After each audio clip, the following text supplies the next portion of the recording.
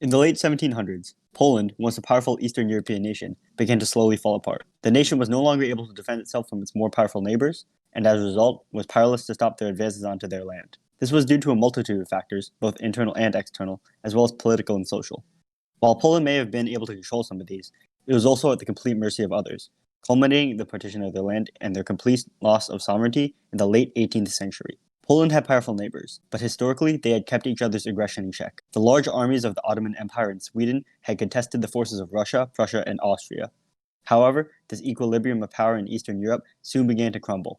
Following the siege of Vienna, the Ottoman Empire, once regarded as a major threat to the Western civilization, began to swiftly decline in power, and no longer held an imposing shadow over Europe. Sweden, also once thought of as one of the most powerful European nations, began to lose their foothold in the region beginning at their defeat at the hands of Peter the Great during the Great Northern War. Simultaneously, the nations of Russia and Prussia began to greatly increase in strength. Beginning under the command of Peter the Great, Russia began to transform itself from a backwater rural nation into an industrialized force with a capable and threatening army. Prussia began a similar transformation thanks to the leadership of Frederick the Great, who quickly built up the Prussian army into one of the greatest military forces in Europe. While the balance of power shifted into the hands of Russia and Prussia and away from the Ottomans and Swedes, Poland was no longer able to rely on its neighbors for any form of meaningful protection.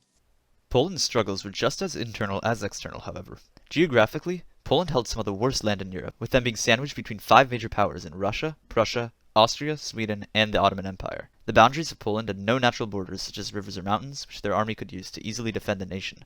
Additionally, their land was barely arable, making it so that their crop yield was far worse off than that of other nations. This meant that more of the Polish populace had to become peasants or farmers in order to produce enough food to feed the entire nation, as their poor soil prevented efficient crop production. Additionally, the Polish political system was in extreme disarray and was completely stagnant in passing any meaningful or effective policy. Thanks to the Liberum veto, which was a power held by nobles that allowed them to veto any bill passed by the king, every single law passed in Poland required the unanimous support of the nobility.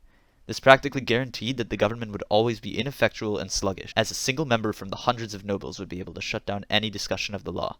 Their parliamentary system was so bad that the words Polish parliament became vernacular to describe a chaotic and inept system of government.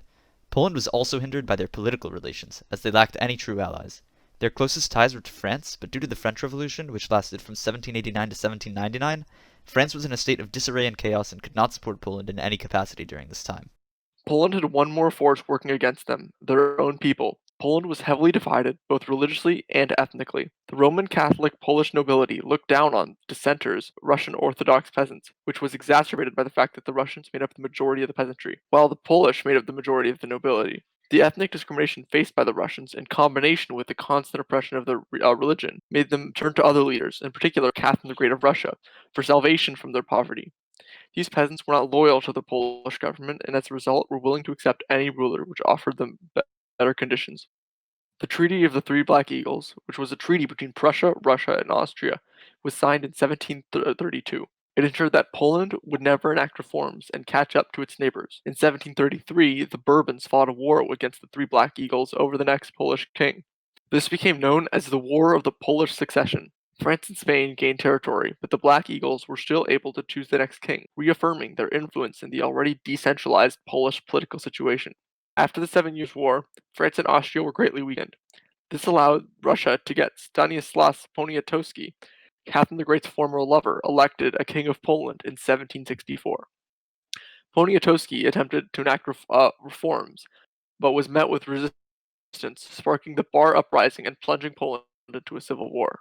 In 1772, Russia and Austria agreed to a Prussian plan to partition Poland and restore the balance of power. Poland was unable to put up much resistance, being in a civil war. Austria took prosperous regions in the south, Russia took poor regions in the north, and Prussia was able to unite its separated country.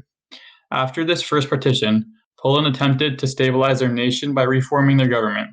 Russia viewed these changes as an attempt to challenge their influence, sending Russian forces into the country in May 1792. Poland quickly lost. In the aftermath of the war, Russia took more eastern Polish territory, and Prussia was awarded more western territory for not assisting the Polish. After the second partition of Poland, the Polish revolted in a national uprising in an attempt to secure independence and democracy. The revolt was crushed by Russia, and Poland's remaining territory was once again split between Prussia, Russia, and Austria. This third partition saw the end of Poland as a nation for the next few centuries.